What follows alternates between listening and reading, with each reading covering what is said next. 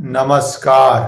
अगर आप पहली बारी इश्करण सिंह भंडारी के प्लेटफॉर्म से जुड़ रहे हैं तो आपको पता ही है, लाइक कर लीजिए। फेसबुक, यूट्यूब जहां से भी देख रहे हैं सब्सक्राइब कर लीजिए क्योंकि मजा आने वाला है। मैं बहुत देर से वेट कर रहा था कि ऑफिशियली इंडिया चाइना को कब समझाएगी कि औकात में रहो। पर जो यहाँ पे एक इंटरेस्टिंग चीज है, वो जयशंकर जी ने पहली बारी इस भाषा में खुल के चाइना को बोला है। पर ज्यादा जो इंपॉर्टेंट है वो है कहां बोला है। मैसेज और मीडियम दोनों इंपॉर्टेंट होता है। तो मैसेज पे तो आएंगे, पर मीडियम उन्होंने चुना अफ्रीका के अंदर बोले।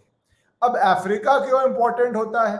क्योंकि चाइना की एक स्ट्रैटेजी है जहां पे वो वर्ल्ड पावर बनना चाह रहा है।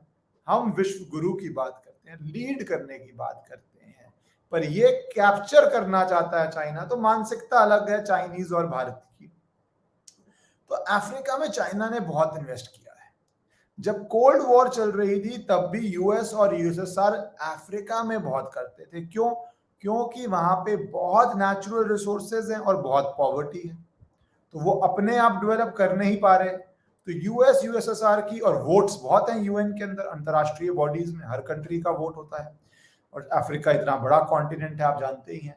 तो वहां पे अब जयशंकर जी 2 दिन के, 5 दिन के इनफैक्ट दौरे पे थे 2 देशों में।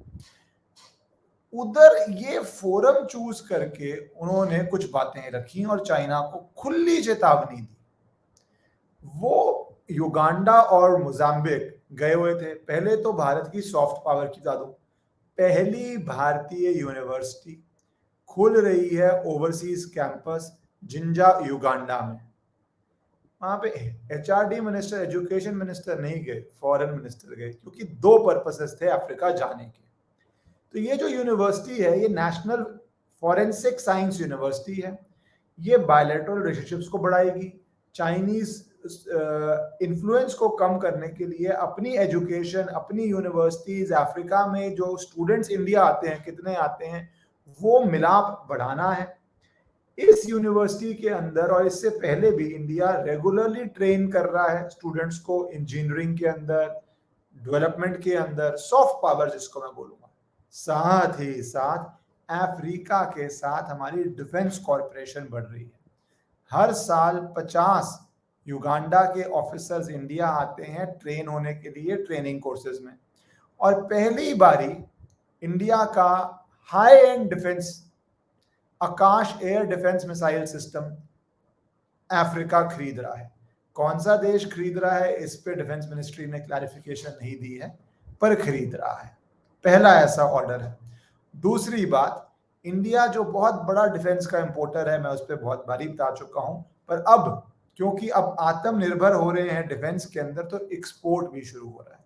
और 8 गुना हमारा एक्सपोर्ट बढ़ा है 16-17 से लेके 21-22 के बीच में, 8 टाइम्स। ये आप समझ सकते हैं। और इसमें काफी फोकस है अफ्रीका के अंदर, क्योंकि रशिया यूक्रेन वॉर के बाद उसकी भी इन्फ्लुएंस वेन हो रही है। हम रशिया से तेल ले रहे हैं, रिश्ते अच्छे हैं, पर अफ्रीका में तो हमें सबसे कम्पीट करना है, यूएस हो, रशिया हो, चाइना हो। तो जो डिफेंस अफ्रीका बहुत रशिया से लेता था, तेजी से वहां पे हम रिप्लेस करना शुरू हो गए हैं। हम उनको डेफर्ड पेमेंट्स भी दे रहे हैं, लोअर रेट ऑफ इंटरेस्ट भी दे रहे हैं, पर साथ साथ अपना माल भी बेच रहे हैं। Pinaka multiple barrel rocket launcher, Arjun battle tanks, Akash air defence system, ये सब कर रहे हैं। अब यहां पे उन्होंने चाइना पे खुल के बोला, उन्होंने पाकिस्तान पे भी बोला। उन्होंने पहले तो ये बात साफ की कि किसी के भी दिमाग में ये बात है तो वो साफ कर ले कि पहला इंडिया और अब का इंडिया अलग है। इंडिया नेशनल सिक्योरिटी पे हर चैलेंज को फ्रंट फुट पे लेगा, चाहे उरी हो जहां पे सर्जिकल स्ट्राइक की थी, हाउस द जोश, या फिर बालाकोट।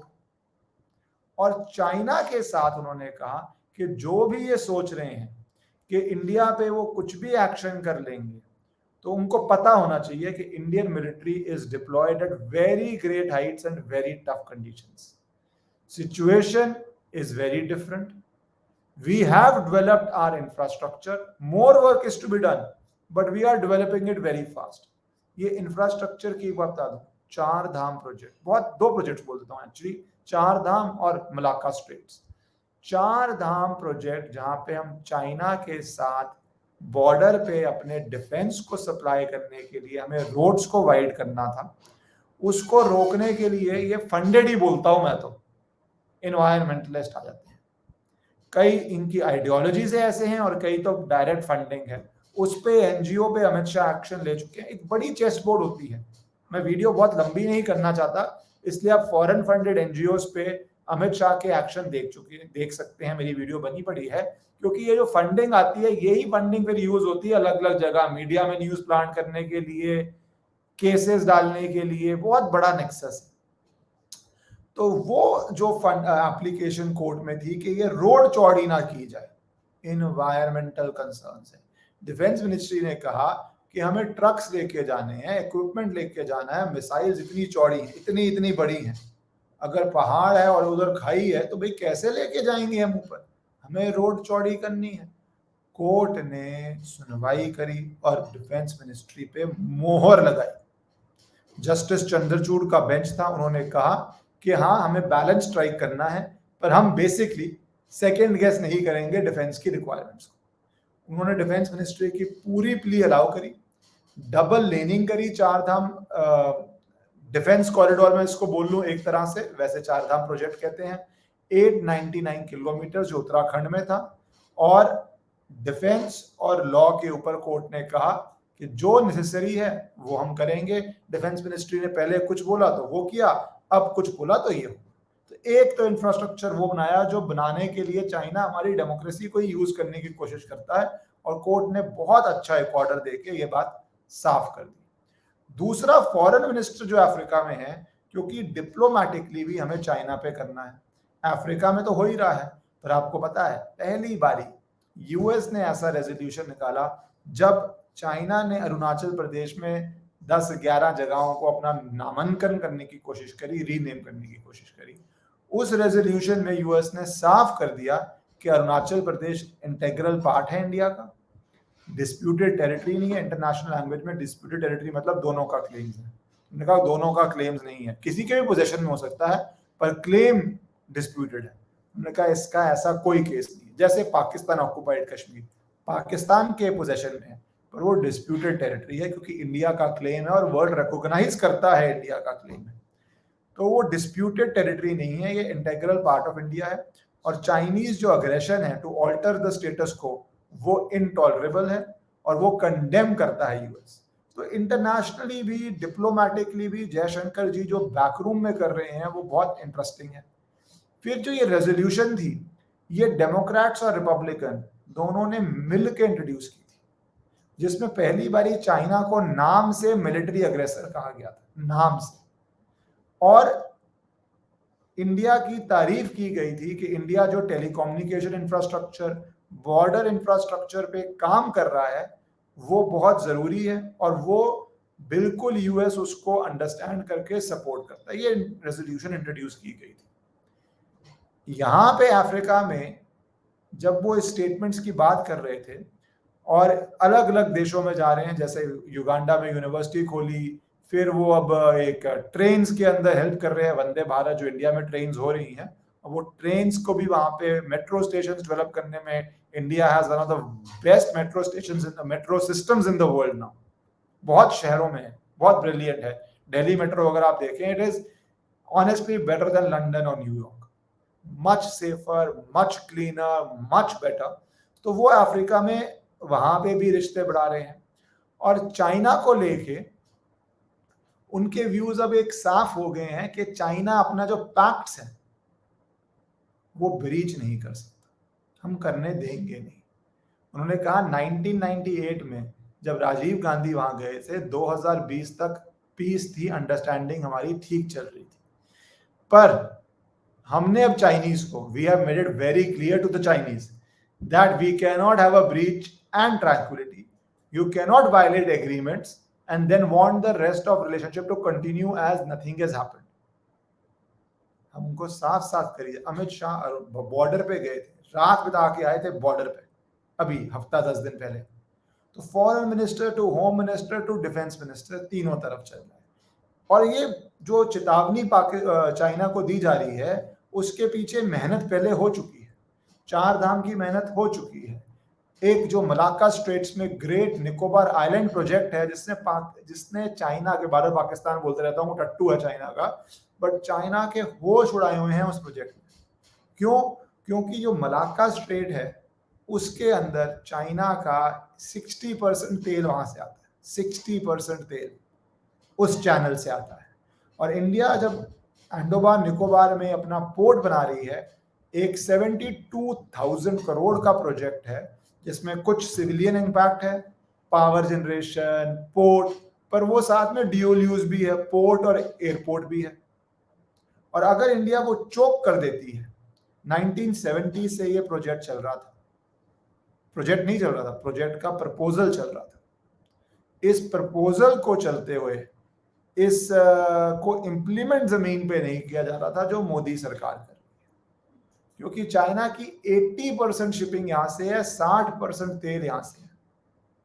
ये मलाक्का स्ट्रेट वर्ल्ड का बिजिएस्ट कनाल्स में से आता है। ऑयल टैंकर मिडिल ईस्ट से जो भी चाइना को सप्लाई करते हैं, यहीं से जाते हैं। अगर ये चोक हो गया तो चाइना चाह रहा है नॉर्थ में अग्रेसिव हो रहा है, लद्दाख में, पाकिस्तान के थ्रू कश्मीर में, अरुणाचल प्रदेश में, पर वो फंसेगा कहाँ? समुद्र में, ओशन में। और ये प्रोजेक्ट तेजी से भारत बढ़ाने की कोशिश कर रहा है। कुछ ग्रीन ट्रिब्यूनल में प्रॉब्लम्स आई हैं, वो मैं किसी और वीडियो में आपको समझा दूंगा। जैसे 4 धाम सुप्रीम कोर्ट गया था, अंत में मुझे विश्वास है कोर्ट से भी भारत सरकार क्लियरेंसेस लेके ये प्रोजेक्ट कंप्लीट करेगा। इस मलाक्का स्ट्रेट को हार्ट बीट और चाइना कहा जाता है। तो जयशंकर जी ने बहुत इंपॉर्टेंट जगह ढूंढी अफ्रीका, जहां पे चाइना का फोकस है। सोचता था कि सिर्फ हमारा ही राज चलता है इस पूरे कॉन्टिनेंट में, रशिया खत्म होने के बाद वर्ल्ड पावर की तरह हम यहाँ घुस जाएंगे, राज करेंगे। इंडिया ने वहां पे घुस के डिफेंस एक्सपोर्ट अपने बढ़ा के, टेक्नोलॉजी दे के, यूनिवर्सिटीज दे के, अपने जो नेचुरल एडवांटेजेस है यूज करके, और उनको समझाया, उस कॉन्टिनेंट में समझाया कि चाइना को भी पता होना चाहिए।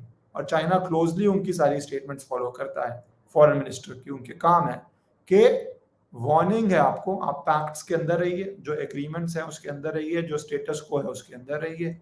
नहीं रहेंगे तो बालाकोट, उरी का एग्जाम्पल देते हुए हम एक्शन भी लेंगे और रिलेशनशिप भी नॉर्मल रहेंगे नहीं। 2-3 बार हम आपके एप्स बैन कर चुके हैं, जहां पे यूएस डिस्कस करता है कि टिकटॉक बैन कर दो, बैन कर दो, एफबीआई कहती है बैन कर दो, भारत कर चुका है।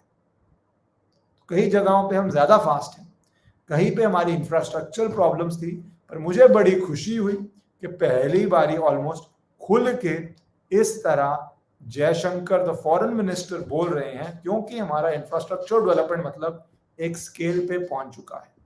गलवान के बाद कितने वहां ब्रिजेस बनाए हैं आप सोच भी नहीं सकते, कितनी वहां डिप्लॉयमेंट करी आप सोच भी नहीं सकते। 4 धाम की हो चुकी है और मलाक्का स्ट्रेट्स पे तैयारी तेजी से चल रही है। 72,000 करोड़ कोई छोटा प्रोजेक्ट नहीं है। फेज 2 में मतलब 1,00,000-2 लाख करोड़ का वहां प्रोजेक्ट चल रहा है, जो बेसिकली हमारा डिफेंस का प्रोजेक्ट है। चाइना की जो ये वार्निंग दी गई है, मेरे ख्याल से बहुत उचित समय पे दी गई है, कंफर्टेबल होके दी गई है, क्योंकि अब हम उस पोजीशन में हैं कि चाइना को बोल दें बैक ऑफ, और you will learn a lesson you will not forget for next 100 years। Bharat माता की जय।